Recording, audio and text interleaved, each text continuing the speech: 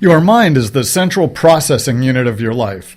Everything you do is controlled by your mind. You are constantly receiving stimuli. You run it through filters and select what comes into your mind. Chris Argyrus, former Harvard professor, called this the ladder of inference. This is the starting point for how you captain your life. Saturday Morning Coaching is here to help you have the most successful journey possible. We begin now. Welcome to Saturday Morning Coaching, our weekly session guided by the Star Power Model. 5 points designed to get you into action. Don't have a copy on your mirror? Why not? Print it off at myvaluetree.com. The third point of the star is for ability, and today we focus on your thinking. Thinking is a most important ability to cultivate. Thinking guides everything you do. But Coach has a warning for you today. There are people out there working very hard to guide your thinking and actions. Enter Edward Bernays. He lived from 1891 to 1995 and died in Cambridge, Massachusetts. He is Sigmund Freud's nephew, and he is known as the father of public relations. He is famously known for his work in engineering consent, driving mass opinions. Coach is waving the caution flag. Do you hear me waving it? Bernays is a direct threat to your critical thinking. As he started his work, he was very frustrated by the type of advertisements that were running in the papers. The ads were appealing to reason.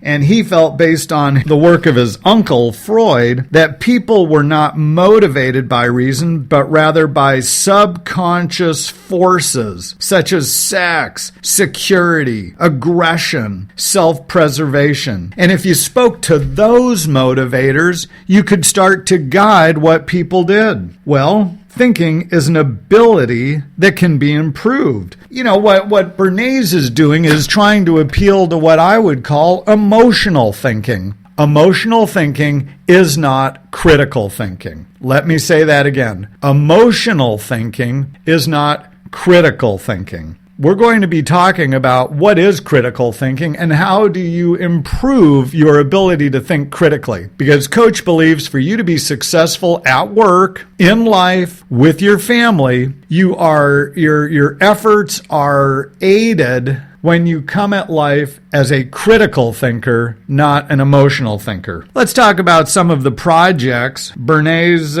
is credited with. His first big project where he proved himself was to convince the public that World War I was good and right. He succeeded. Ham and eggs is all-American breakfast. For women, smoking is the torch of freedom. Hairnets required in the workforce. Fluoride in the water. Add an egg to instant cakes, and you're a good parent. You know, that one's a great one. When instant cakes came out, they were ready to go. Put it in a bowl, add some water, mix it up, and you're done. But they discovered that people didn't like instant cakes because they felt they were shortchanging their family. So, have people add an egg, and they felt like they were doing something, and off sales went on instant cakes. He actually said that propaganda is the executive arm of the invisible government. Edward Bernays, propaganda is the executive arm of the invisible government. Okay, his thought was that people in general are not to be trusted with the future of the country.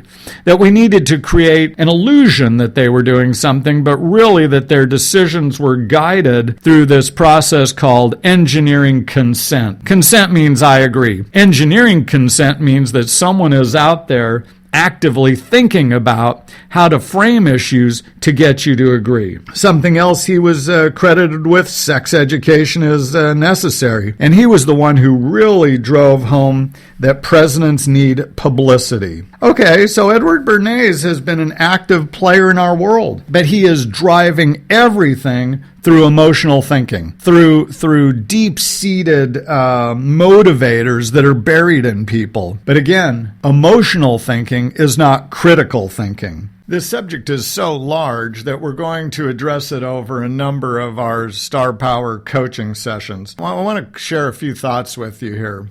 First on some beliefs. Now, these are beliefs I have, but the question is, what do you believe? That's the only thing that's relevant, and I hope you'll be able to articulate your beliefs. First belief, we are all accountable for quality decision making. Okay, we are all accountable. That means I own it for quality decision making.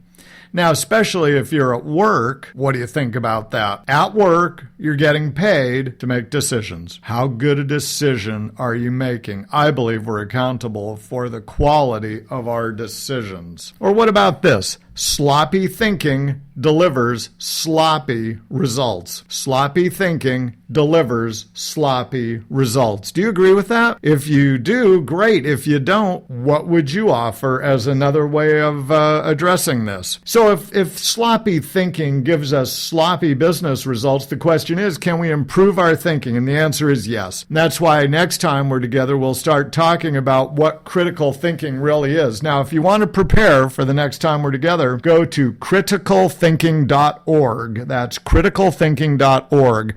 And just start looking around their material. They have great information there. Thanks for spending time with me today. These are our days. I'm Coach Davis.